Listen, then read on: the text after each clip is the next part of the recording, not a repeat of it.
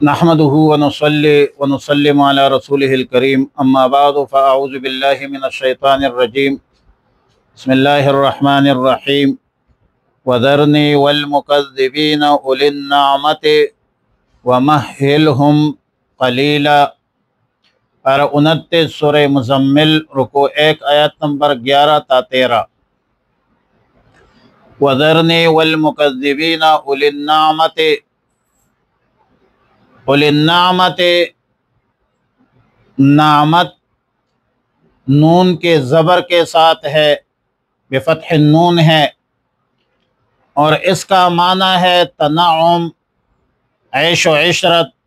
مال و کثرت، مال و دولت کی کثرت و بہتات۔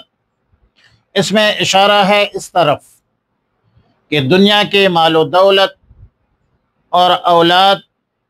کہ ناز و نعمت میں مست ہو جانا اسی شخص سے سرزد ہو سکتا ہے جو آخرت کی تکذیب کرنے والا ہو۔ مومن کو بھی یہ چیزیں بسا اوقات نصیب ہوتی ہے، میسر ہوتی ہے، مگر مسلمان ان میں ایسا مست نہیں ہوتا، مال و دولت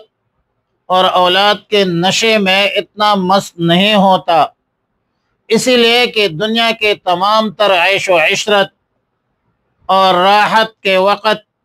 ایک مومن کا دل فکر آخرت سے خالی نہیں ہوتا۔ ان کو آخرت کی فکر کسی نہ کسی زاویہ میں، کسی نہ کسی موقع پر ضرور ہوتا ہے۔ ظاہر ہے کہ مسلمان جنازہ پڑھتا ہے، پڑھاتا ہے، قبرستان جاتا ہے اور دیکھتا ہے کہ لوگ رخصت ہوتے ہیں، اور پھر ایک ایمان اور اعتقاد رکھتا ہے بعد الموت کا، اور اصل چیز تو اعتقاد اور ایمان ہے کہ مسلمان کا یہ ایمان ہوتا ہے کہ میں نے مرنا ہے اور اللہ کے سامنے پیش ہونا ہے، دوبارہ زندہ ہو کر اللہ کے سامنے پیش ہونا ہے۔ تو مسلمان کا تو آخرت پر یقین ہوتا ہے، اسی لیے وہ اولاد و مال و دولت ہونے کے باوجود دنیا کو ماحول مقصود نہیں سمجھتا، اور کسی نہ کسی حال میں، کسی نہ کسی موقع پر اس کو آخرت کے فکر ضرور لاحق ہوتی ہے۔ جبکہ کفار، مشرکین، منکرین کی عیش و عشرت وہ آخرت کی تکذیب ہوتی ہے، وہ آخرت کی تکذیب کرنے والے ہوتے ہیں، جو خالص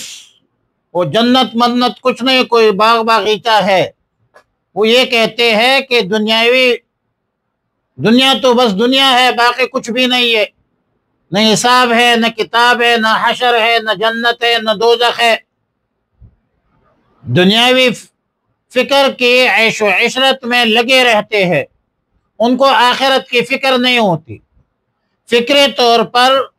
سب کچھ وہ دنیا کو ہی سمجھتے ہیں اور آخرت کو جھٹلاتے ہیں، آخرت کی تکذیب کرتے ہیں،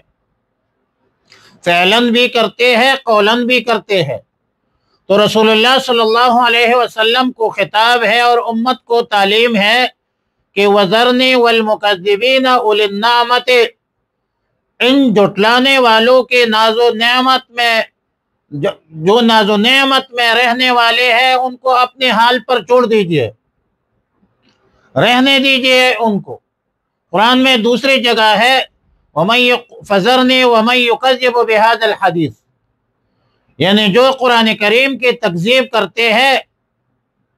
اس کو چھوڑ دیجئے۔ وَمَهِّلْهُمْ قَلِيلًا، ان لوگوں کو تھوڑے دن مہلت دیجئے۔ ظاہر ہے کہ دنیا کی زندگی مختصر سی زندگی ہے، تھوڑے دنوں کی زندگی ہے، اور یہ دراصل وَمَهِّلْهُمْ قَلِيلًا کنایہ ہے صبر سے، انتظار سے۔ انہیں کچھ دن آپ صبر کیجئے، ان قریب ان کو سزا ہونے والی ہے۔ اور آیت نمبر 12 میں آخرت کی بدترین، سخترین، دردناک، المناک عذاب کا ذکر ہے، اولناک عذاب کا ذکر ہے۔ فرمایا کہ انا لدینا انکالا و جہیما، انکال کا معنی ہے قید و بند، زنجیریں، یعنی ہمارے پاس بیڑیاں ہے، زنجیریں ہے، دوزخ کا عذاب ہے، اور وجہیمن دوزخ کا عذاب ہے، وطعامن ذا غصۃ وطعامن ذا غصۃ وعذابا علیما۔ غصہ کا لفظی معنی ہے گلے میں لگ جانے والے پندے کو کہتے ہیں۔ مطلب یہ ہے کہ کوئی بندہ کھانا کھائے یا کوئی چیز کھائے تو وہ لقمہ یا کوئی چیز گلے میں پنس جائے، نہ نگل سکتے ہیں اور نہ باہر آ سکتی ہے، اس کو کہتے ہیں غصہ۔ جیسا کہ قرآن کریم کی آیت ہے یتجرعہ ولا یکاد یسیغہ، اور یہ ان لوگوں کے لیے بدترین سخترین عذاب ہے کہ نہ یہ گھونٹ پی سکتے ہیں، اندر جا سکتے ہیں، نہ باہر نکل سکتے ہیں، اور اس کے سیم ذریع اور زقوم جو اہل جہنم کی خوراک ہے۔ سیدنا عبداللہ ابن عباس رضی اللہ تعالی عنہما رئیس المفسرین کا قول ہے کہ غصہ ایسے آگ کو کہتے ہیں جس میں کانٹے ہوں گے جو گلے میں پنس جائیں گے، نعوذ باللہ، اللہ تعالی ہمیں بچائے، بہت سخت عذاب ہے۔ اور ایک بات اور کہ معین عذابوں کو ذکر کرنے کے بعد مبہم الفاظ سے ذکر کرنے کا ایک مقصد ہے، اشارہ ہے، اور وہ اشارہ یہ ہے کہ عذاب اس سے اور بھی زیادہ ہو سکتے ہیں،